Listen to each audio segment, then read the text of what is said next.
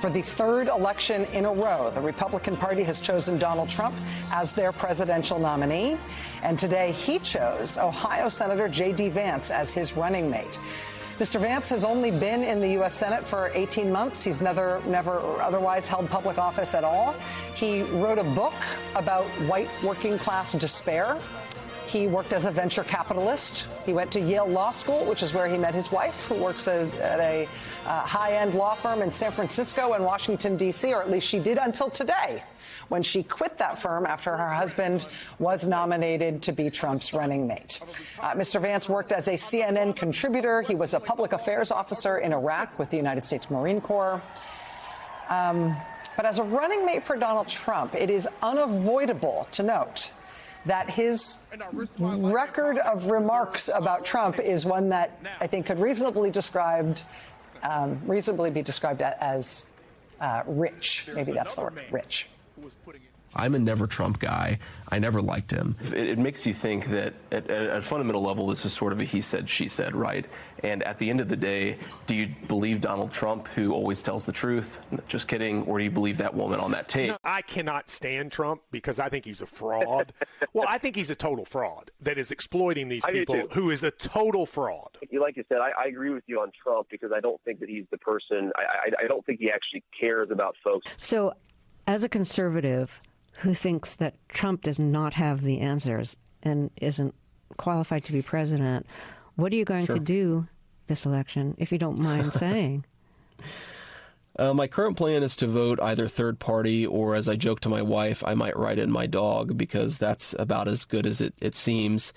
But, you know, I think there's a chance, if I feel like Trump has a really good chance of winning, that I might have to hold my nose and vote for Hillary Clinton. Ultimately, I think I'll probably vote third party. I might vote for this new guy who I really like, Evan McMullin, who I actually met the other day. But I think that I'm going to vote third party because I can't stomach Trump. I think that he's noxious and is leading the white working class to a very dark place. Donald Trump's new running mate. I will vote for my dog over him. I will vote for a guy I just met, Evan McMullin, or Hillary Clinton, or some other third-party entity I can't even name. I will not vote for him because he is noxious and he is leading us in this country to a very dark place. He calls him a total fraud. In addition to that clip you saw there of him on MSNBC on Hardball with Chris Matthews saying that he believed a woman when she testified in the E. Jean Carroll case that she was sexually assaulted by Trump. He believed her, not Trump. He also liked a tweet around the same time saying that Trump had committed serial sexual assaults. Another one just calling Trump a monster. He has called Trump a moral disaster. He's called him cultural heroin. He has called him reprehensible. He has also called him, quote, an idiot. J.D. Vance is a very good writer. He wrote in a very good New York Times op-ed that, quote, Trump is unfit for our nation's highest office. He wrote to one former roommate about Trump, quote, I go back and forth between thinking Trump is a cynical a-hole like Nixon or that he's America's Hitler. How's that for discouraging? End quote.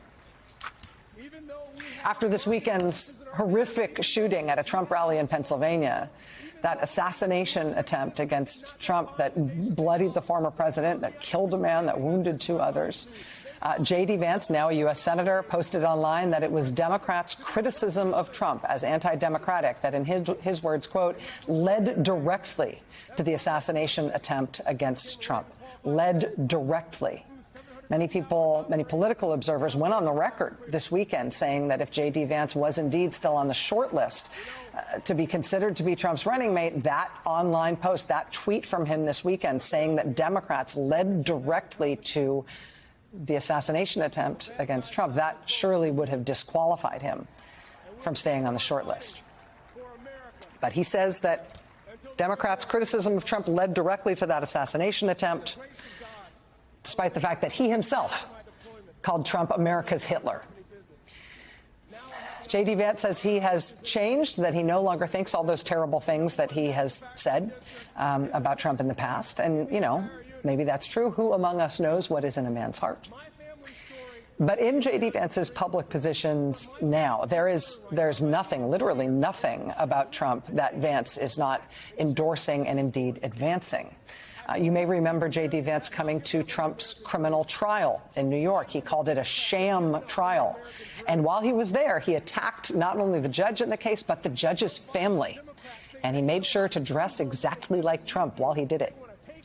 He has decided that he, too, is against windmills. Terrible, ugly windmills, he calls them. One of the weirdest Trump pet peeves of all. J.D. Vance has adopted that now for himself as well, just as he's adopted the red tie, white shirt thing.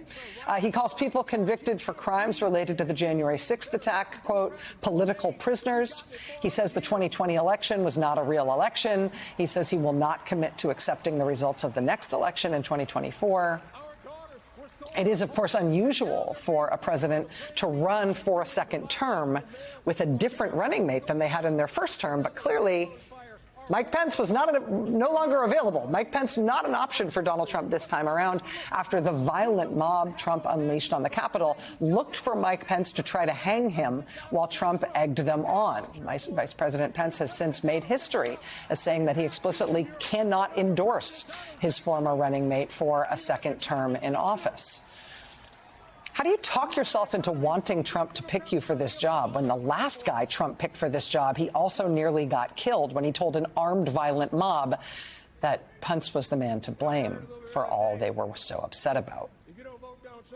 J.D. Vance told CNN this year that he doesn't think that Mike Pence was ever really in any real danger on January 6th. He also says that had he been Mike Pence, had he been vice president himself on January 6, 2021, he would have thrown out the real electoral votes and done what Trump wanted. The lead story in the New York Times on Saturday night before the terrible shooting happened in Pennsylvania was this story about how Republicans have already laid the groundwork to have their officials all over the country refuse to certify the election results this year.